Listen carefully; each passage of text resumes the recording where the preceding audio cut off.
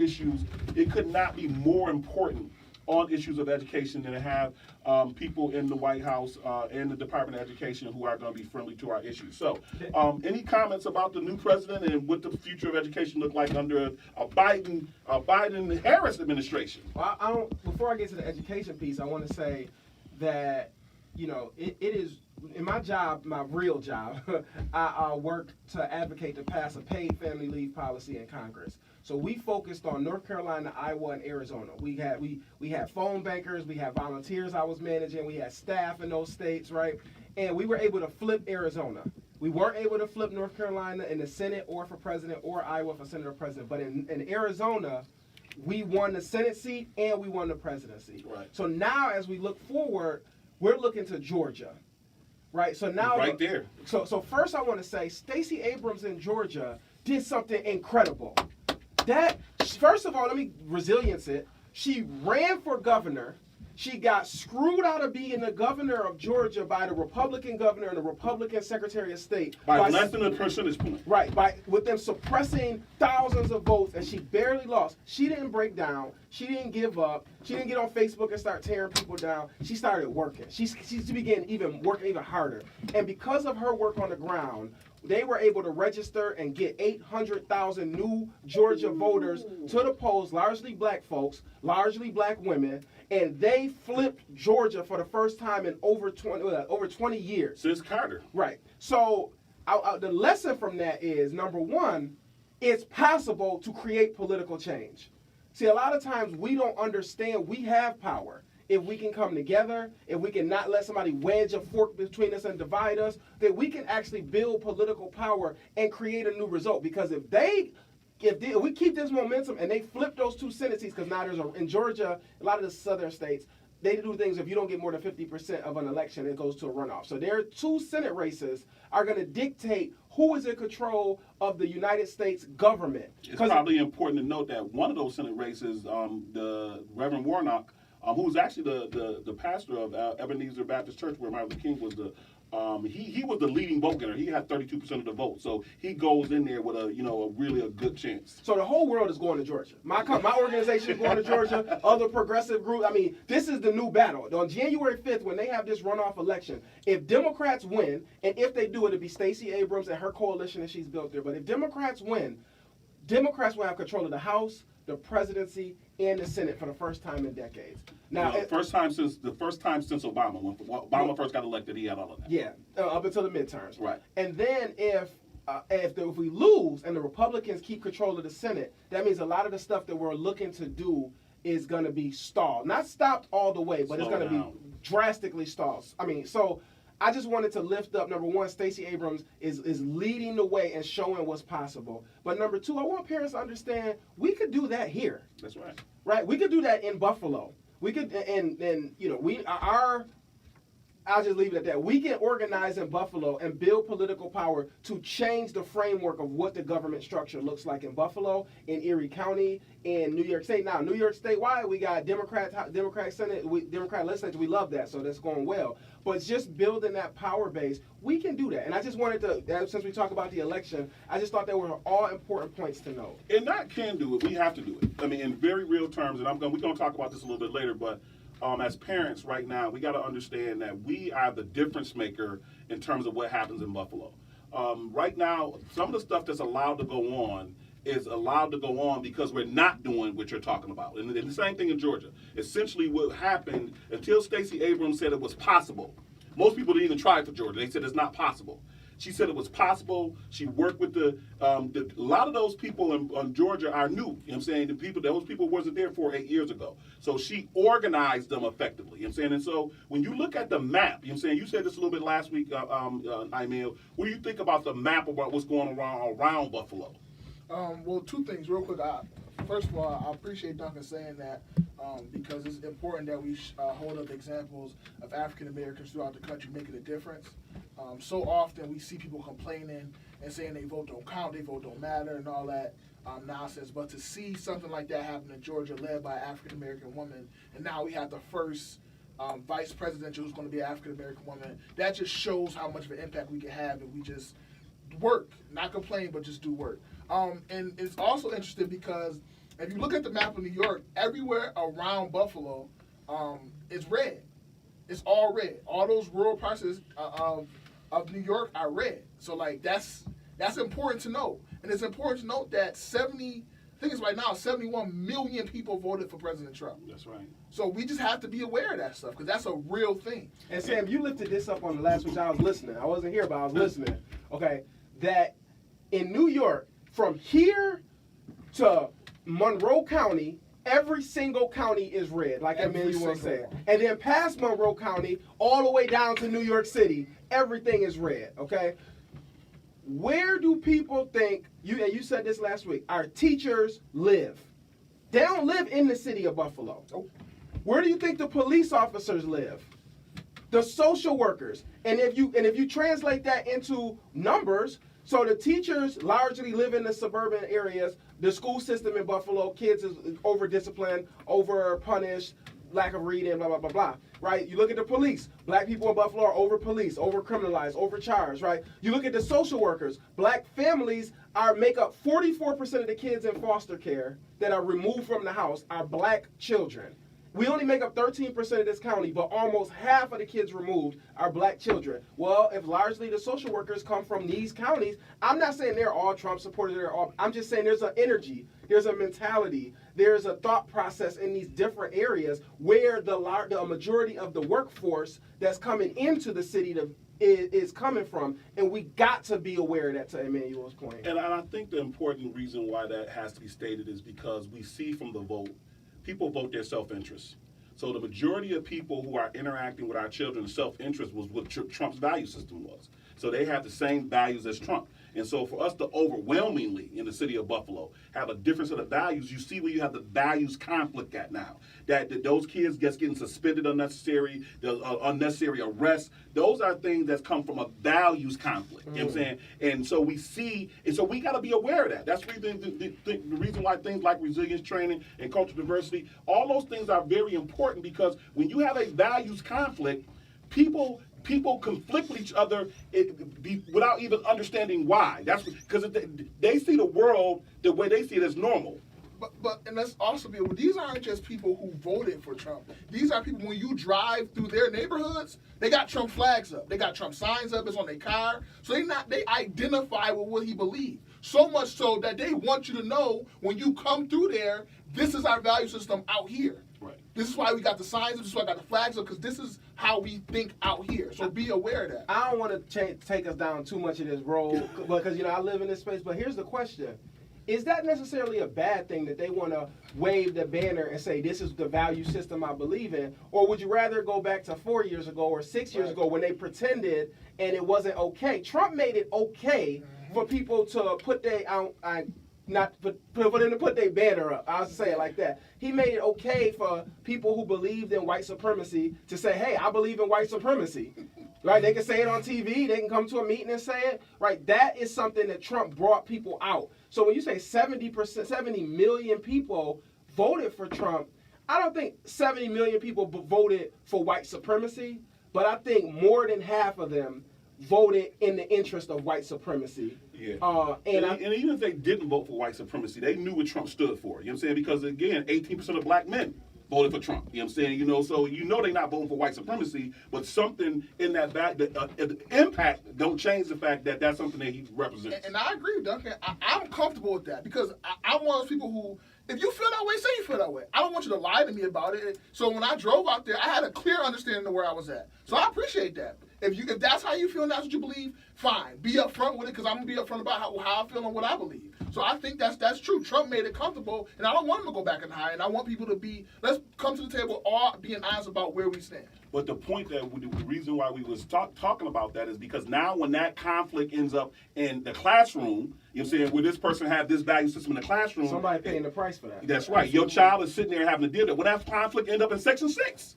I mean, that's a Section 6. That's the root of that conflict. That's just like that one parent we had where the kid kneeled for the national anthem. Exactly. And the teacher said, you're an idiot, and other people doing this, idiots, and we had to go fight the school to make the teacher apologize. They changed the policy. Then they did like that week. So, yeah, you're right. That value system, it comes right into the class. Police interaction, You know what I'm saying? The court interaction. So all those things are relevant. So either way it go, we have to be prepared for that values conflict. Let me just say, I want to be real clear so we're giving out accurate information.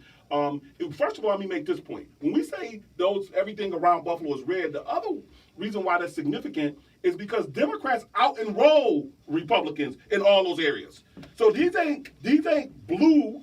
These are not blue. The majority of voters in those areas are Democrats, with the exception of when you get out to Clarence, that area. I'm saying, but all of Cheektowaga, Tonawanda, Kenmore, all that, them edge cities, all of them are Democrats out-enroll Republicans. So these are Trump-supporting Democrats. And that's a big difference, you know what I'm saying? So let me be real clear in terms of, just so we give accurate information. Amherst and Tonawanda both went for Biden, 54% for Biden, and Cheektowaga split 49-49. Everybody else, because in Buffalo was 71% Biden, 20% went to Trump. And so either way it go, the numbers were so close in those areas around it, we see that there's a clear values conflict. All right. So if anybody got any comments, Amir, I want to make sure that we keep in communication with our people on social media. So if anybody got any comments, Brother Kamal said we should have automatic universal for voter registration. Fox propaganda. Wait, don't go past that fast, because I want to hit that for a minute. Yeah. Because Georgia has that. Georgia has automatic voter registration. I was doing some research to find out if we had a real chance of winning in Georgia. What was the enrollment, right? And it's hard to track the enrollment in Georgia because Georgia has automatic. When you turn 18, you get registered to vote. Yeah, has anybody read that, saw that information on Georgia? Look it up real quick, you know what I'm saying? But Georgia has automatic voter registration at 18, you know what I'm saying? So I think that's a really important point that Brother Kamal made. Anyway, he says in voter suppression, and Fox propaganda masquerading as news has misled many people to believe the lies told by Trump. Listen to this, everybody. This is a real thing. You know what I'm saying? I mean, do you realize, do anybody in this room got any idea about where Fox News ranks in terms of cable broadcasting? You know what I'm saying? I'm talking about everything. I'm talking about HBO, Showtime. I'm talking about cable broadcasting, any kind. Where do you think they rank in terms of the viewership? They're number one. No, they gotta be third or fourth. Fox News is number one. A news channel is look it up. Fox News is the number one viewership in cable. Period. Not cable news. Cable. You know what I'm saying? So the people who are listening to Fox, you know what I'm saying, that's why you can understand 71 million people voted. And that 71 million people voted, the vast majority of them people showed up to vote. There weren't people who voted, by mail, or those people showed up in person to vote. And it's interesting because one of the things I was watching CNN, that was the Republicans' strategy. They knew that mostly Democrats were going to vote by mail and by sending them in. They said, we're going to show up on election day. And so that's why when President Trump came out and said he won, is because if you went by election day numbers, he would have. And so the point I'm getting to is that the number of people who are politicized by that. I watch Fox to make sure I'm informed about both sides, right? And if that's all they hear, that becomes the echo chamber. I mean, that's a lot of people we talking about. Listen, I just looked it up because I had to Google fact check you real quick. And you're right, Fox is number one with 1.6 million viewers per day. Number one in cable broadcast. But let me explain. And it's not close, too. They number one by some distance, like 300,000 or 400,000 people. Let me just say this, because I don't want to assume everybody understands what we're saying. No, and I don't mean that in a rude way. I'm just saying, That's a fact. So Fox News Network is owned by Rupert Murdoch. Mm-hmm. Okay, Rupert Murdoch actually sends Fox reporters and journalists and producers a talking point list for the day. Every day. They say, this is how we're going to talk about the Democrats. This is how we're going to talk about whatever police murder. And then the news reporters, they echo what they're told to say in the way they're told to say it. And they find people and things to make it sound like what they're saying is true. Yep. So when people are watching it, they think they're watching a news network. But they're watching a political propaganda production for the Republicans. That don't sound like journalism to me. No, it's not journalism. So they find things to try to bolster their arguments. that is a propaganda machine. That's how the Nazis did in Germany. That is how all fascist dictators work. They have a propaganda machine. That's how Al Jazeera used to work. I mean, so that is a real thing, and it's on purpose. Now Democrats try to have their version. They got MSNBC. It ain't nowhere near as effective. Or CNN, they don't got the numbers as Fox. And here's the point that scares me about it is that it's almost like entertainment for people. Because people are watching that instead of watching movies. People are watching that instead of watching sports. People are watching that instead of watching HBO. I mean, people are watching it, like it's entertainment. But they phrase it like entertainment. That's why. Like, I watch Fox News too every so often just to see what the other side is talking about. And they don't even pretend to do news. They don't just come out with, they treat it like an ESPN sports show. Wow. So when ESPN comes on and they about to have talk about, the Dallas Cowboys, they be like, oh, did Jerry Jones make a big mistake? What's going to happen? So now you wait for the commercial break because you got to see what they're about to say. Fox does the same thing. They'll say, oh, did the Democrats just lose Ohio? And it's a random Tuesday, then nothing happened, but they turn something and they keep you on the line. They keep your viewers on the line. Like, oh, race-baiting Democrats trying to destroy America. You'd be like, oh, well, let me talk about that. They hate you for being white. And then they'd be like, yo, I got to watch this. And then and the people start watching it, and that's how they just keep them on the string. So I just wanted to lift that up. And the reason I studied that in college. Like, I'm a degree in communications. It's almost like, when I watch it, and I do a show with Mr. Hare, I always ask Mr. Hare, do you think they believe the stuff they be saying? Got to. Like, do they believe, is that something they really feel? Because they frame it that way. Like, they is legitimately feeling this way. And it's interesting because you'll watch MSNBC and they'll be reporting something. And then you flip it to Fox and it's like the total. I was like, so, like, you be really questioning, like, do they really believe that? Or are they just doing it for propaganda? And I'm in this segment with this piece, right? And we can talk a little bit more about it. But I genuinely, I said this last week, right? I believe that we have to come to terms as a society with the fact that, this is the moment we are in. People say we are the most divided we ever been. My perspective on that, and I said this last week, is that I think what that really means is we are the most balanced we have ever been, which means everybody is comfortable making sure their voice is heard, making sure their position is on the table. Before, people the white supremacists was hiding, the nationalists was hiding. That stuff you couldn't get into the mainstream. Now everybody's point of view in the mainstream. So that's the best opportunity. Either we are going to self-destruct because when people think differently than them, they're going to attack, or we are going to listen to each other, find out the fact that if a person thinks a certain way, it's a rational reason why they think that way. Something in their experience can define why they think that way. And if we come to terms with the fact that all of us are valuable, all of us have something meaningful to contribute, and we have to find a way to live together, we have the most potential to achieve greatness than we ever had because we are so balanced. And I think y'all generation, the millennial generation, especially, I think the significance of this summer, when people went through and they started tearing down images, long-held images of people who were celebrating the oppression, celebrating slavery, and they said y'all generation led that, just tore that stuff down. I think that building on that foundation where you can't just disrespect me to my face because I'm going to say something. I'm not going to give you a pass. Our generation, basically give folks a pass and say, don't upset folk because it ain't even worth it. Y'all generation say, no. That person was a racist. Slaveholding racist, and we need to confront that because I heard a young lady today talking about the fact that she's an English language learner, and she said, I don't want to be in class learning about Europeans all the time.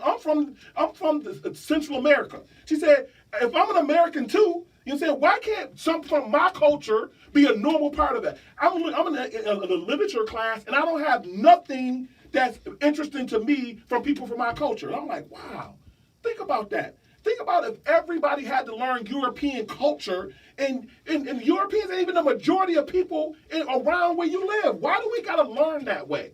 I think this generation is going to break that. You're not going to have a curriculum. You already see it in Buffalo. Where you have a culturally responsive curriculum where they're bringing in other authors that reflect the population of students that we're teaching. Yeah, I think you spot on. I look across the South. Like, I'll give you a perfect example in Alabama because I tune in down there a lot. There was this guy named Bibb Graves, incredible education advocate in the state. Like, because of him, laws got passed that, like, till today are still great education laws. And so every college across the state of Alabama has a building on campus named after Bibb Graves. However, he was one of the grand dragons of the Ku Klux Klan. Wow. And so, and it was not, that wasn't like a secret, like, oh, they found something after he died. Like, no, it was known. He was like a wizard or dragon. Like, you know, this is the real deal, okay? And so, that's crazy that it's black colleges in the South with buildings named Bibb Graves. Yes, no question. You know, and so the students are starting to confront this, right? And these, like Robert E. Lee High School. There's a school in Montgomery called Robert E. Lee High School. You know what I'm saying? Like, it's crazy. It's like so many different type of Confederate and hate, you know, bearing symbols are starting to be attacked. But what I'm worried about, I don't want my generation to get too caught into ceremonial gestures too, and confuse pulling down a statue, which is important, it has value, but confuse that with dismantling the system that is continuing to oppress and subjugate us. Well, I think those go hand in hand. I don't think you ain't gonna dismantle the system if you ain't willing to take down the symbol. You know what I'm saying? If the symbol's in your face, you ain't doing nothing about it, you ain't gonna go nowhere near the system, right? Mm-hmm. So attacking the symbol, it means that you, first of all, it's disrespectful, excuse me, to put it in my face like that, and you know what it means, and you know I know what it means, and you keep it in my face. So let's deal with that first. Like the Confederate flag, they was raised, they with pride was flying that thing. They knew what it meant. Mm-hmm. You know what I'm saying? So the battle, I'm a military person, so I understand the significance of a flag. You know what I'm saying? When somebody take over a territory, the first thing you do to let people know I took over this territory is you plant your flag. You know what I'm saying? That symbol means something. That means we now occupy this space. So don't have no illusions about that. So when you go take somebody's flag down, in military terms, that's war. You know what I'm saying? You can't touch my flag because now we fighting for control. So I think that your generation's fight for taking down those symbols is an important fight. And the fact that that took place all across the country, I think, is super significant. So we've been dealing with the politics stuff now. Let's bring the stuff home, all right? Because here's what's going to happen next week, y'all. I want to just, first of all, invite everybody. Amir, if you, okay, got you. I want to invite everybody that's listening. Duncan talked about earlier how important it is in terms of what we can do in Buffalo. So I want to talk about some things that are going on in Buffalo over the next 30 days. And I want to talk about putting ourselves in a position to influence those things, all right? So the first thing is to let you know that this Tuesday at 6 o'clock from 6 to 7:30, we are going to have our We the Parent Parent Advocacy Community Meeting, all right? So this meeting, I'm saying, first of all, you will be able to watch it on Facebook Live. So in terms of the participants for this particular meeting are invite-only participants on the Zoom, but everybody can watch it on Facebook Live. All right, and the link will be at the bottom of the page. So please, go ahead and accept the invite and, come into that We the Parent meeting, okay? So what we're doing is we're creating, we're advancing a membership organization. Let me tell you about why we're going to be having this membership organization to advocate on behalf of all parents. And I want you to hear what I'm saying in very clear terms. We the Parents is to advocate on behalf of all parents, public school, private school, charter school, homeschool. We're focusing on all of our children. So what our goal is to make sure that we have parent representation from all those areas. And then our initial work is going to be around the specific concerns of our parents. Now, let me talk a little bit about why we're going to start working with the parents who are members of our organization, which is the reason why it's important for you to become a member, all right? The reason why we're going to be initially responsive to the specific concerns of the members of our organization is because the issues we take on, we're going to take those issues on with an intent to win on those issues. And we have the experience now on where we know how to win. We know what buttons to push. We know where to go to get something done. So we also know that winning sometimes means that you have to be able to file a case with the State Education Department through a 310 appeal or file a complaint with the U.S. Department of Education or the Office of Civil Rights. And you cannot do that generally. You have to have a person who has standing to fight an issue to victory. All right? And I want you to hear that. Our intent is to organize parents to where we achieve victories, like you said, not symbolic stuff.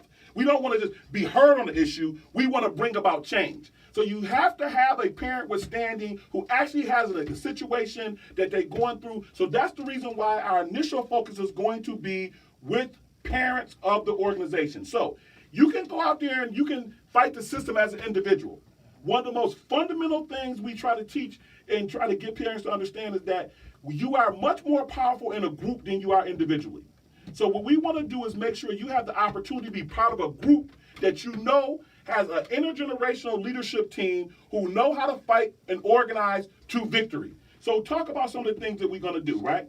One of the most important things that we're going to do is we're going to make sure that our members have all the information that they need to have a vision, a plan, goal, and a set of action items to ensure the success of their child. Because this boils down to on the education side on what you do for your child, right? So we fight for everybody, but we focusing on your child starting out. So some of the homework, so if you're listening today, you can get ahead of. Some of the homework we're going to ask parents is to come to our December meeting. This is our November meeting.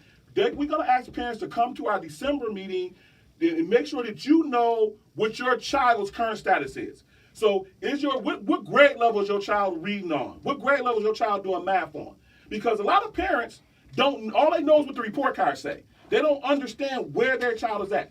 Why is it important that parents know what grade level or where their child's at as it relates to standardized test scores? So listen, parents, I'm gonna tell you, some of y'all is not gonna like what you read, what you find out, and I'm saying this out of love, because you can't know how to put a plan together for your child to move forward until you know where they actually are.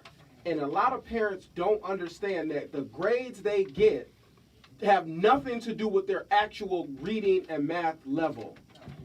So when your child come home with straight A's, you think, oh, my daughter's good. She's doing her thing in school, straight A student, honor roll every time. Teachers give all these good comments. Your daughter could be 2 grades behind in reading. And a lot of them are. Right. Oh, we know a lot. Before COVID, only 1 out of 4 kids could read on grade level. So we know. So you say 1 out of 4, that number that means that's about 25% of kids who can read on grade level. 75% of the people listening. In Buffalo. Period. 75% can't do math or English, math or reading on grade level. So we want you to become a member of this organization and find that information out. So when we go advocate on your behalf, we can say our members, this is the percentage of our members who children are reading on this grade level, and this is the reason why we're concerned, and this is the reason why we have to have a proactive plan to ensure that we have a process in place to ensure our children can read on grade level. Our children can do math on grade level. Listen, I'm sorry, Sam, I don't want to co-opt this conversation, but me and my wife looking to put my daughter in Nichols, all right?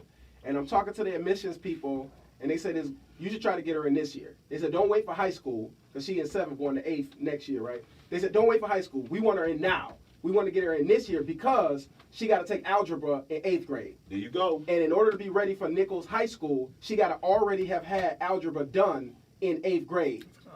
Now, for parents who don't know, in most schools, most school districts, they do algebra.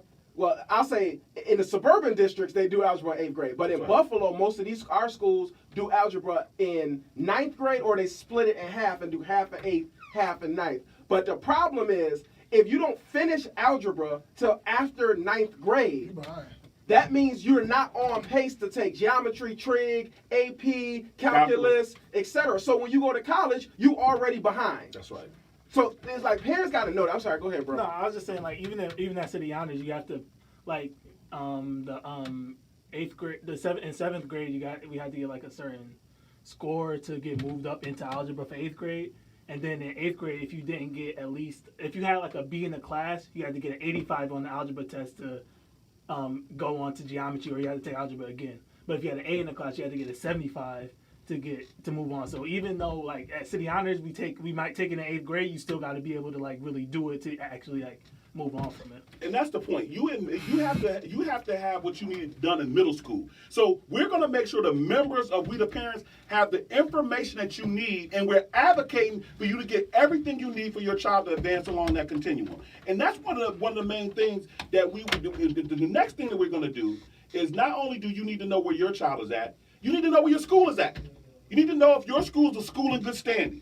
Where your school, what's the culture and the environment your child is in? Is your child, do your school got advanced placement courses? Do your school even have what you need for your child to graduate. Now, we would love to get the information on for every school, but we're not going to start with getting information from every school. We're only going to get the information of the schools where we have parents who are part of our organization initially, right? We're going to have all the information, but our initial focus is going to be if there's a parent from that school who's willing to stand up and be a representative for that school, we are now going to work with that parent to make sure we can fight for all parents in that school. So we encourage you to become a member of the organization. Oh, and that's important, parents, because again, this isn't like a bashing nobody. This is not a bashing the system. We want to be an asset to make the system better, right? But I want to be clear, parents. It's a difference in these schools, right? Whether your kid goes to MST or your kid goes to performing arts, they get a different quality of education. Whether they go to East, Bennett, or they go to City Honors, we talk about different worlds of education. Let me give you an example. You talk about advanced placement courses. Basically, for your kid to be ready to go to a good college, it's 4 advanced placement courses they need to take. Really, it's like 5, but at least 4 advanced placement courses. We only got 3 schools in the city of Buffalo. Out of all the high schools, only 3 offer all those advanced placement courses. The rest, you can... And we know that City Honors, Olmsted, and Hush Tech or Da Vinci. Hush Tech, yeah. And so, now if your kid goes to other schools, they can virtually come in and see those courses, but they're not a part of it. Now with Zoom, I'm not sure how they're doing it this year. But the point is, you can, if you're a parent, because this is where it hurts me about parents. You can be, and I'm going to get back to you, I'm sorry, Sam. But if you're a parent, and you make sure your kid goes to school, does all their homework, is on AB honor roll from the time they are in kindergarten till they graduate 12th grade, and then they valedictorian.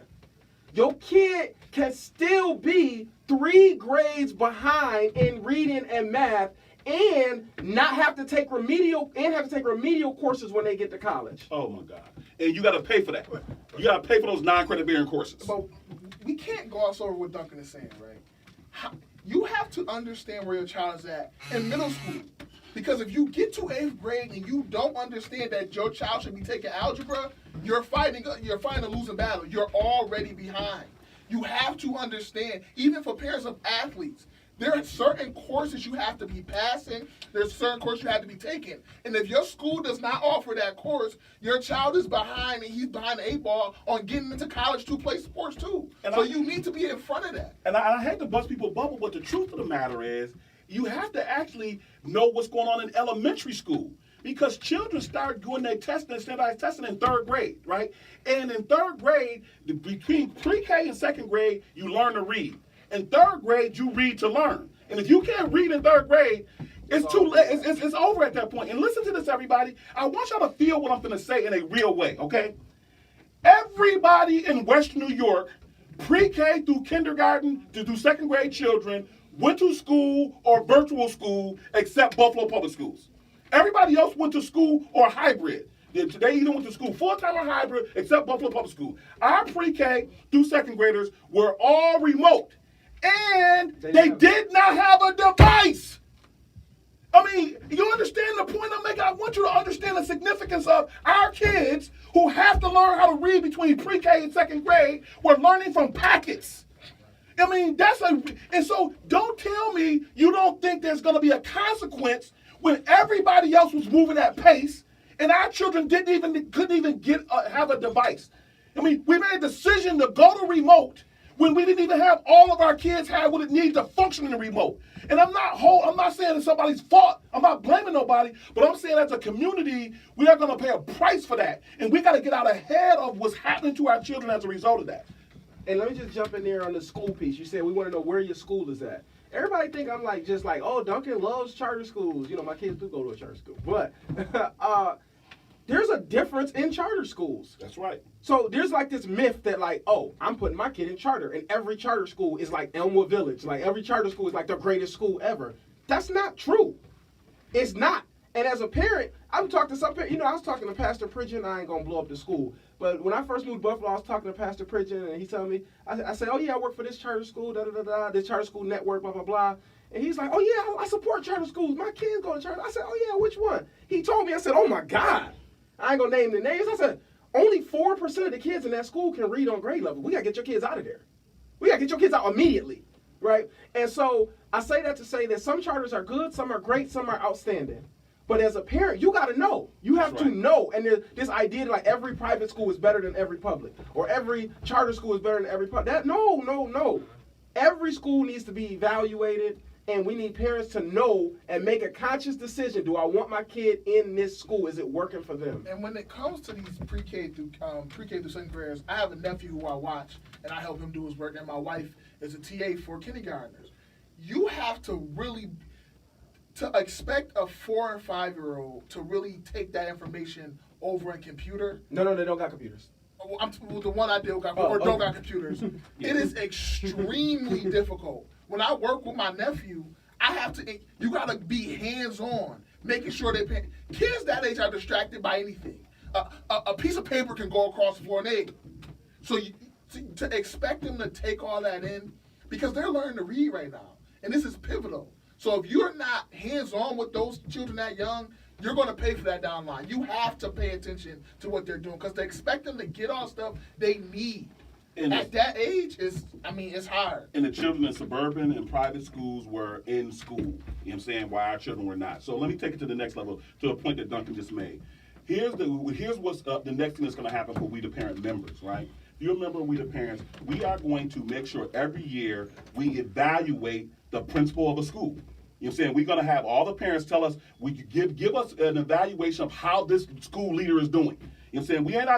We ain't gonna leave that to chance. We're gonna make sure that we get feedback from parents, and we're gonna publish, you know what I'm saying, what our members feel about the principal of every school where we have members at. And what they feel about teachers.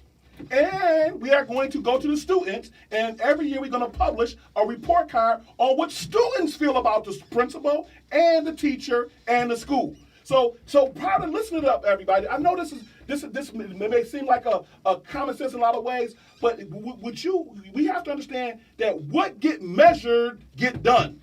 If you're not measuring how well somebody is doing something, there's no accountability for if they do it bad or good, and you ain't publishing. The reason why they send your child a report card home is so you can know where your child is at.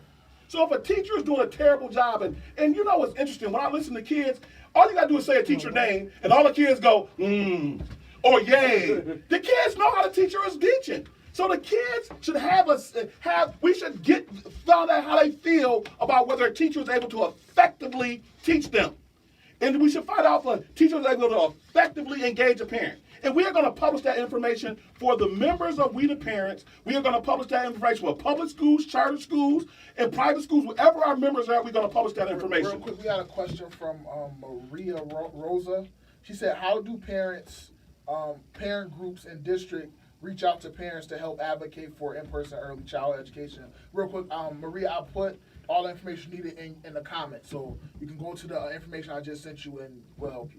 All right, now, and that's a really important point. Part of what we're doing is making sure parents learn how to advocate in a group as opposed to advocate individually. You know what I'm saying? And so we're going to make sure the members of We the Parents, we have a strategy around a proactive plan to making sure we make all schools better in Buffalo, right? One of the other goals that we have is we want to make sure there's a parent rep on all of the charter school boards and that there's a parent rep on the Buffalo Board of Education. We had that negotiated one time and that fell apart, but we did get the student rep on the school Board of Education, and they got a new student rep.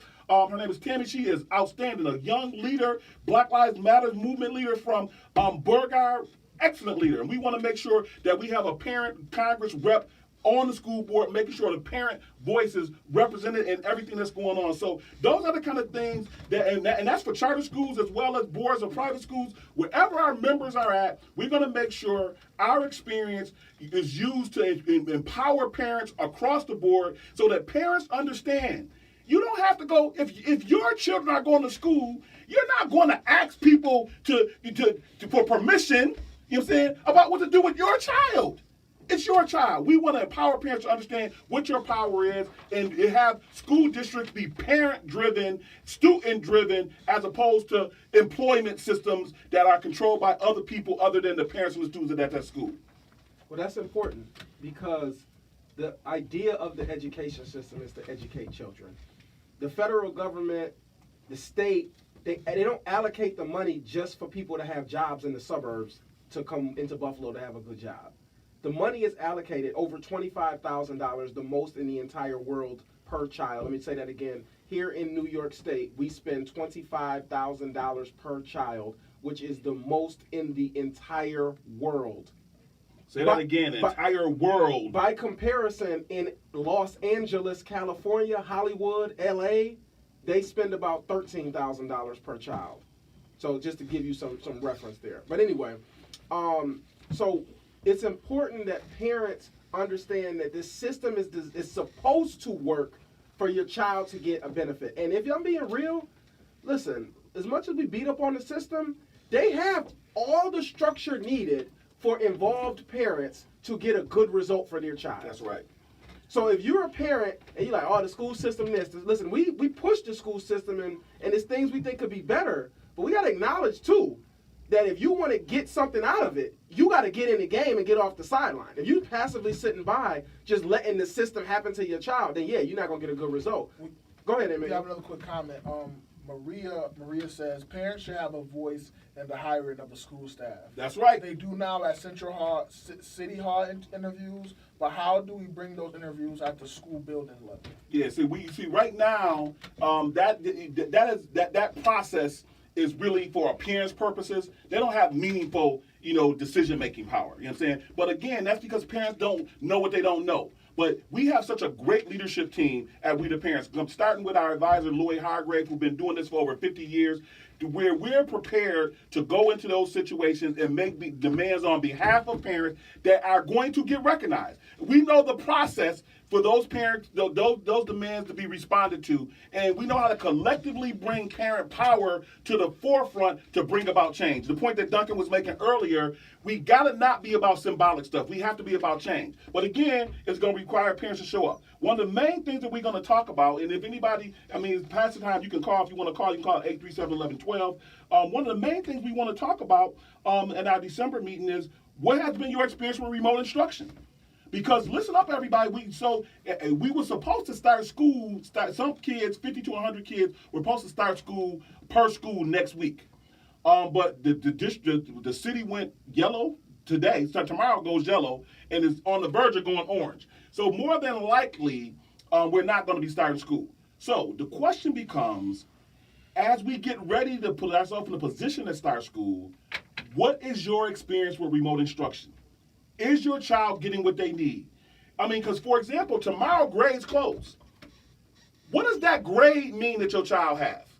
Because I was listening to the conversation on the grading guidelines, and they basically said that anybody who has a 60, a 59 or below automatically gets moved up to 60. They won't have nobody below 460. They won't give nobody a failing grade. If you have 64 or below, they'll give you incomplete. You know what I'm saying? And then you have until next semester to finish that work. So there's no time frame for, getting your work done. You know what I'm saying? So they give it out incomplete. So here's the reality. What's going on is the grading system is, and then listen, and I read the rationale. The rationale was that because parents are dealing with all the issues associated with COVID-19, they're dealing with the issues of poverty, all of them can't focus on their kids on school, and there may be a lot of reasons why kids are not getting in assignments, so we don't want to necessarily hold kids accountable.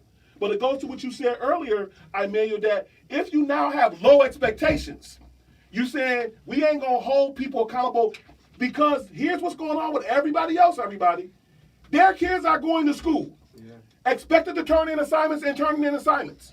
And so we're saying that because of all those other issues, we're going to lower the expectations of our children, give consideration to them. So that means you as a parent, if you're not making sure your child is doing what they're supposed to do, they're falling further behind. And when we get back to school, where do you think they're going to be at? And listen, can I jump in right here? Yeah. I just want to say, y'all, we get that it's COVID. It's a worldwide pandemic. We understand there's going to be some challenges, some setbacks. We all gotta adapt, and it's not going to be messy, and we're trying to figure it out as we go. I get that. But we got to look at our kids, because in 5-7 years, when they get ready to go to college, the college is not going to say, was you in COVID? Is that why you're not ready for college? Nope. We're going to give you a pass on not being able to read. because it was COVID for a year and a half. Like, so we gotta figure out. So if we're gonna say, you know what, nobody fails. As long as they logged in and tried their best, nobody fails. If we're gonna say that, we also need to say, but we're gonna go to school for an extra month and a half in the summer. Or we're gonna extend the school days an extra hour each day. You know, like we're gonna do something to make sure that the children are getting a good result. Because you saw the parents, was it Williamsville or Maryville? Williamsville. Them parents said, we ain't doing virtual. At all, or you gonna give us some money? Now that's a whole nother conversation about parent power, but that's real as far as that. But I'm saying, they said, we not doing virtual. Them parents argued, petitioned, protested, and showing up after 2 weeks, I woke up early, Channel 4. Williamsville School announced they're going to school, right? So we as parents have power. And we got to realize that. And we also have to understand that before COVID, it was education gap. That's right. Yeah. That's just the truth of the matter. That's right. Before COVID, it was there. So COVID didn't come in and shrink that. It's going to expand it if you let it. Great point. That's a critical point. See, if everybody understand that part of what happened in COVID is they stopped testing. There's no Regents test. There's no standardized tests. The only reason why we even know our children fell behind is because of testing. We got the scores to show the achievement gap.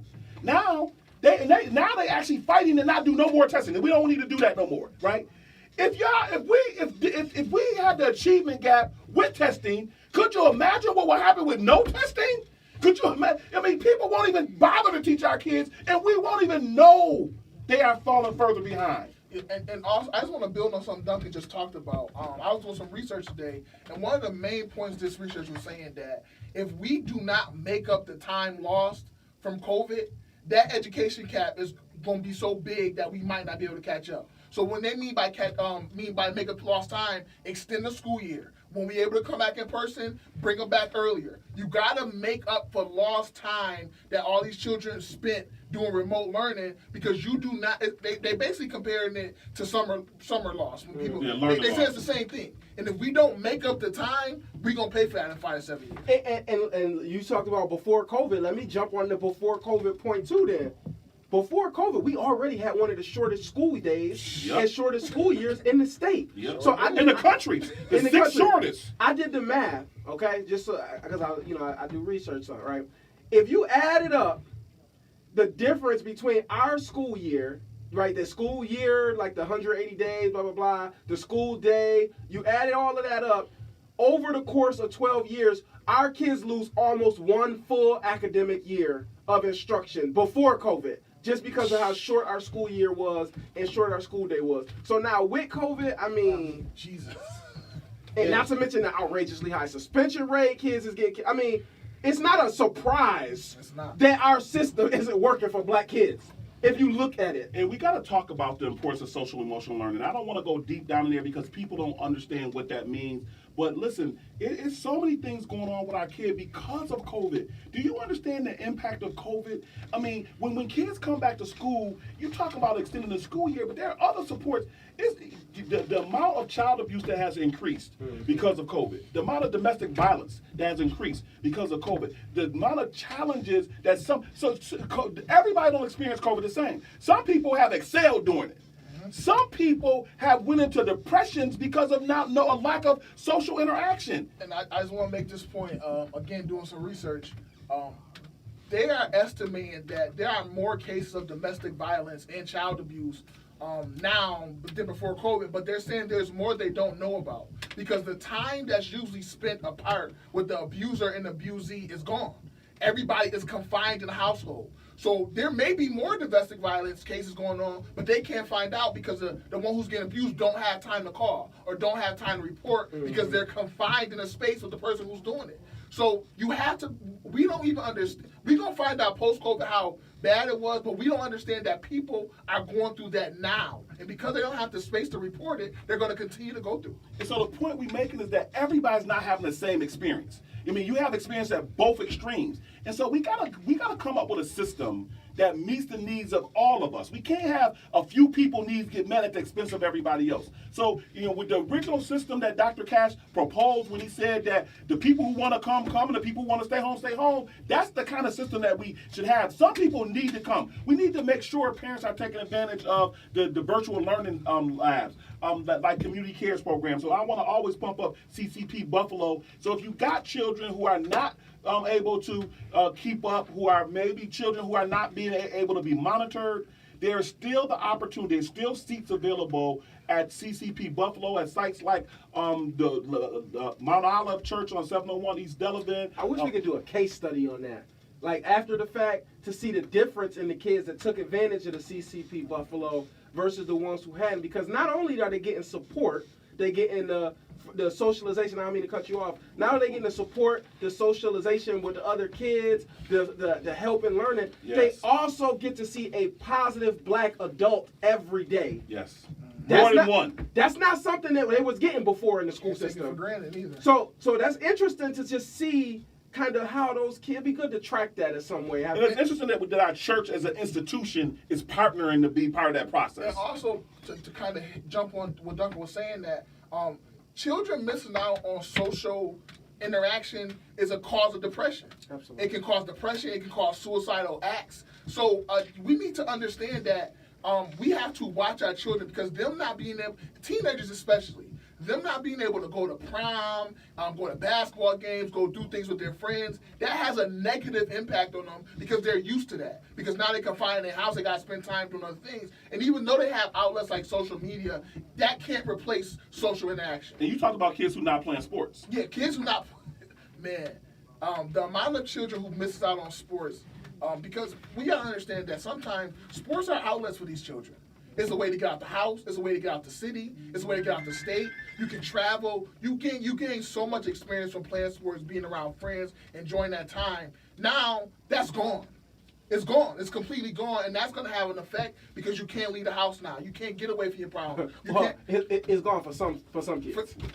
Some kids. It's There you go. Because it's some other school districts, they still doing sports. That's right. Actively. It don't get no clear of that. So let me start to bring the show to an end. I want to just end with this show, this point, everybody. There is a Board of Regents meeting on Monday. All right? At that Board of Regents meeting, some of us, some parents, and so you who are consider yourself parent leaders, I need you to make sure to come to our website, come to our CALWNY.org, We the Parents. Come to our webpage and get a letter that we're going to be sending to the Board of Regents on the morrow about making sure that they do some things. I'm going to go over the things that we ask them to do, but I want you to support that letter. I want you to call your regent to be able to support that letter. But what we're asking is that we're basically saying that it's urgent.